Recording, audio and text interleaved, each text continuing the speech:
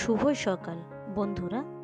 একটা বিশেষ দরকারে মনার আব্বু কয়েকদিনের জন্য বাংলাদেশে যাবে, তাই আমরা বাড়িতে 3 জন থাকবো। সেই কারণে আমাদেরকে পুরো এক সপ্তাহ বাজার করে দিয়েছে। সব সবজি এনে দিয়েছে, মুদিখানার দোকান এনে দিয়েছে, কিন্তু মাছ মাংসগুলো কিছুই আনেনি। যেগুলো লাগবে সেগুলো আমি স্টাফদের দিয়ে মাছ মাংস যেটাই লাগবে সেটাই নিয়ে নেব। যার আগের দিনেই একটা মুরগি এনেছিল, দেশি মুরগি, সেটাকে জবে করেছি। এটা খুব সুন্দরভাবে ঝাল ঝাল করে ঝোল করব। শীতকাল আসলেই আমার শিমের একটা রেসিপি খেতে খুব ইচ্ছা করে। জানি না আপনারা কে কে খেয়েছেন। এই শিমটাকে বড় বড় করে কেটে, একটু মোটা মোটা করে আলু কেটে, ভালো করে একটু টমেটো কেটে, বেশি করে ঝাল, পেঁয়াজ, তেল দিয়ে আর শুটকি মাছ দিয়ে চচ্চড়ি করলে পোড়া পোড়া করে এত অসাধারণ খেতে লাগে, এত সুন্দর খেতে লাগে যে আর কোনো তরকারি আপনার লাগবে না। শুধু ওই তরকারিটাই দিয়ে, চচ্চড়িটা দিয়ে এক থালা ভাত খেয়ে নিতে পারবেন। তবে যে কোনো শুটকি মাছ দিয়ে রান্না করলে কিন্তু ভালো লাগে না, যেটাকে বলা হয় বোমলা শুকো, বা অনেকে নিহেড়ে শুকো বলে, আবার থরের মাছের শুকনো বলে। শুটকি মাছ দিয়ে ওই সিমের রেসিপিটা কিন্তু আমি প্রথম খেয়েছিলাম আমার আপা বোনের কাছ থেকে। তখন আমরা ক্লাস 9-10-এ পড়ি। একবার আপা বোন এই তরকারিটা রান্না করেছিল। তখন থেকেই শীতকাল আসলেই আমার সেই রেসিপিটার কথাই মনে পড়ে যে ওই তরকারিটা রান্না করে খেলে ভালো হয়, কিন্তু করাই হয় না।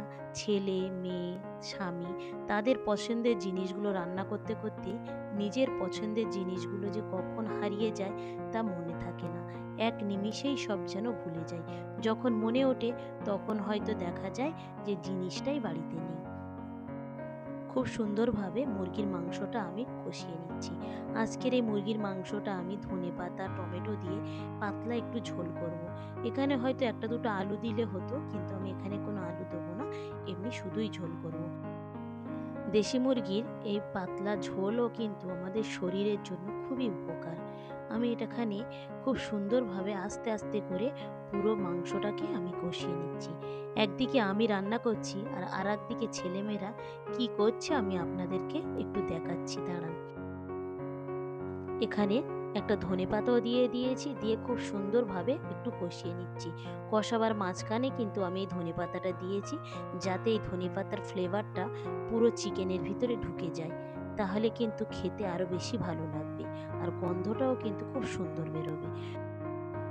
ছেলেটা তো কোনো কাজ করবে না, আরও দুষ্টুমি করে প্রত্যেকটা কাজ বাড়িয়ে রাখবে।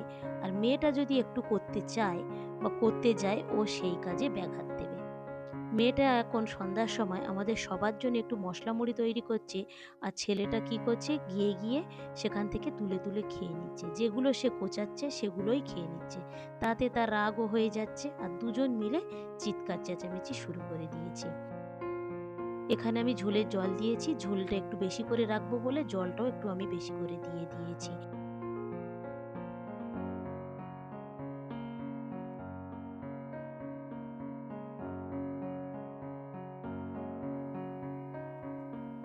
উপর থেকে আমি আবার একটু ধনেপাতা দিয়ে এটাকে একটা ঢাকায় আমি ঢেকে দিচ্ছি।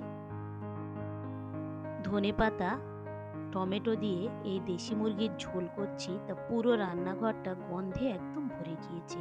মনে হচ্ছে যেন এখন আমি ভাত খেয়ে নিই।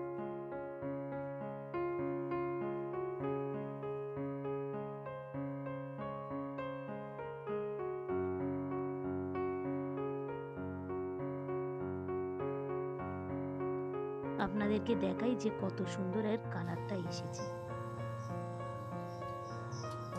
রান্নাও হয়ে গিয়েছে, খুব সুন্দর কালারও এসেছে। ঠিক এরকম পরিমাণ মতো একটু ঝোল রেখেছি আমি।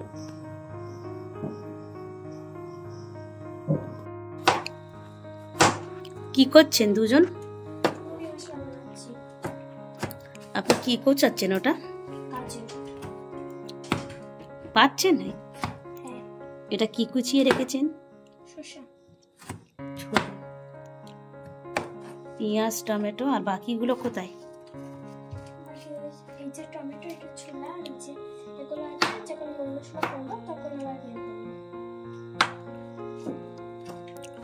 আর আপনি কি করছেন, খাচ্ছেন?